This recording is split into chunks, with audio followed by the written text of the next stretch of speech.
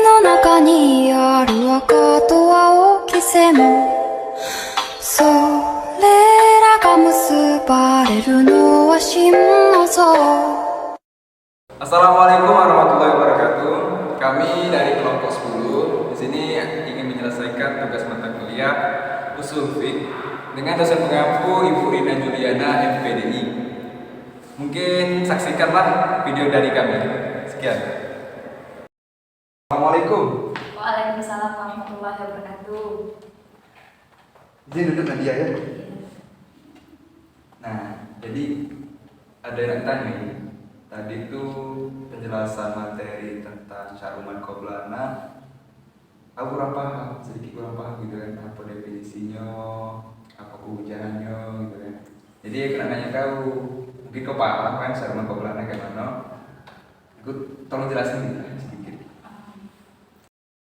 Jadi gini Ran, definisi caruman qoblana itu al-muradu bisar'i man qoblana huwa al-ahkamul lati sar'u lahu ala lisanil anbiyasi sabighati ala islami.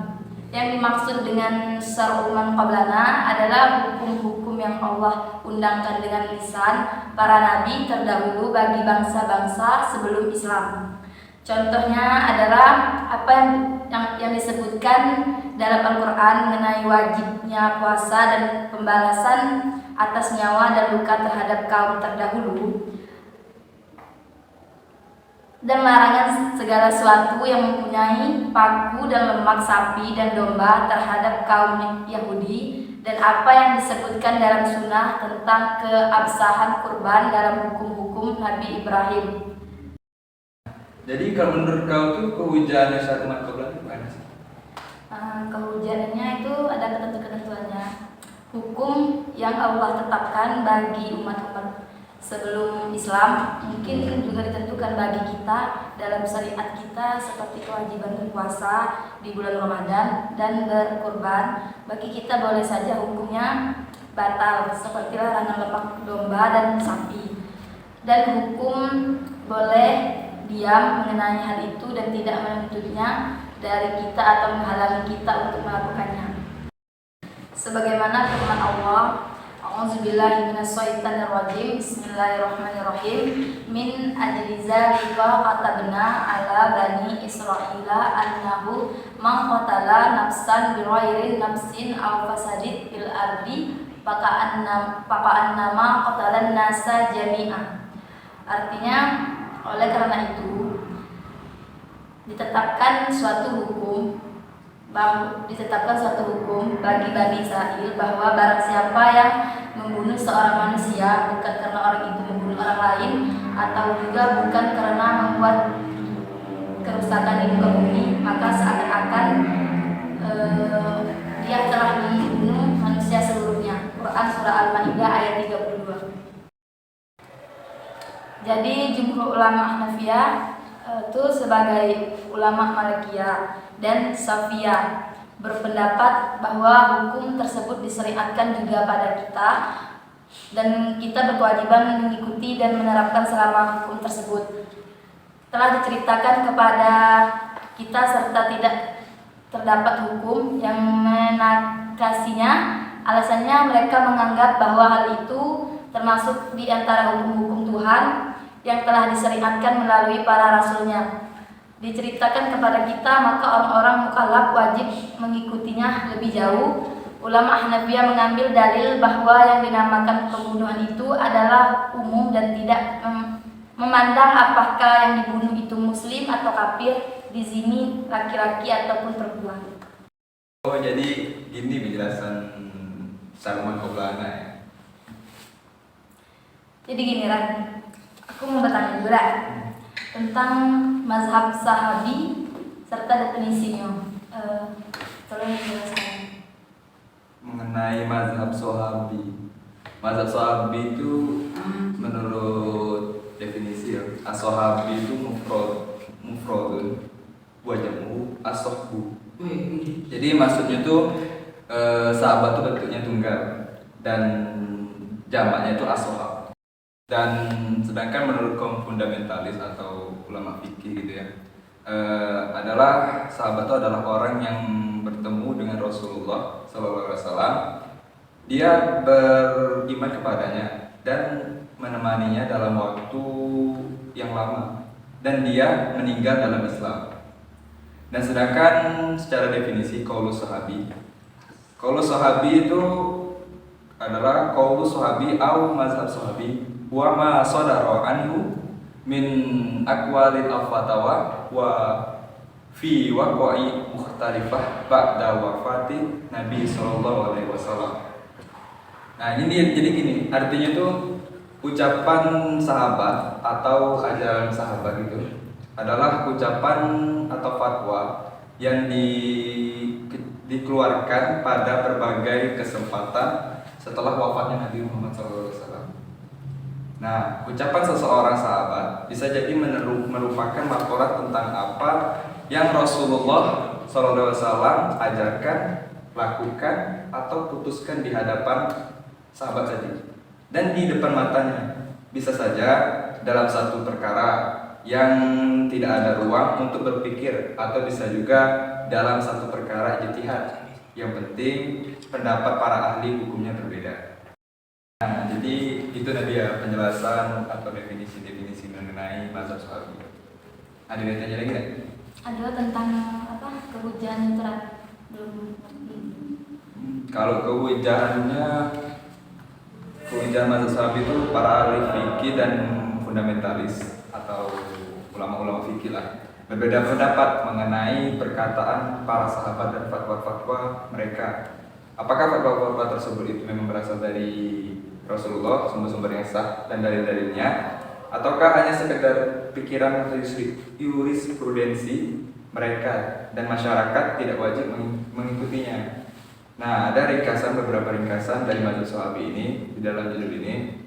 Yang pertama itu tidak ada perselisihan bahwa pernyataan sahabat, yaitu keterangan tentang apa yang dikatakan, dilakukan, atau diputuskan Rasulullah dalam hidupnya, merupakan bukti yang sah karena dianggap sunnah yang diriwayatkan dari Rasulullah.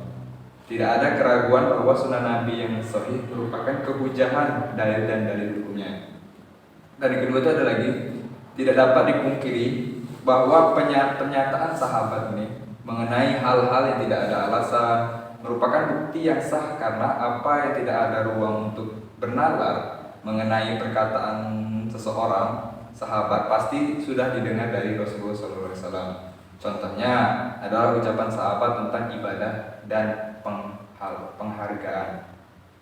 Dan selanjutnya ada yang ketiga nih, tentang tidak ada perbedaan pendapat mengenai ucapan sahabat yang tidak diketahui mempunyai dalil dan bukti dari para sahabat yang tidak sependapat, karena tidak bertentangnya para sahabat dengan pepatah ini atau fatwa. Nah, dianggap sebagai bukti persetujuan dan kesepakatan mereka terhadapnya. Dan yang terakhir, adapun perkataan para sahabat yaitu soal ijtihad, mereka berbeda pendapat mengenai keabsahannya menjadi dua pendapat. Nah, yang pertama itu ucapan para sahabat merupakan dalil hukum yang berdasarkan qiyas. Demikian pendapat Imam Malik dan Imam Hanafi.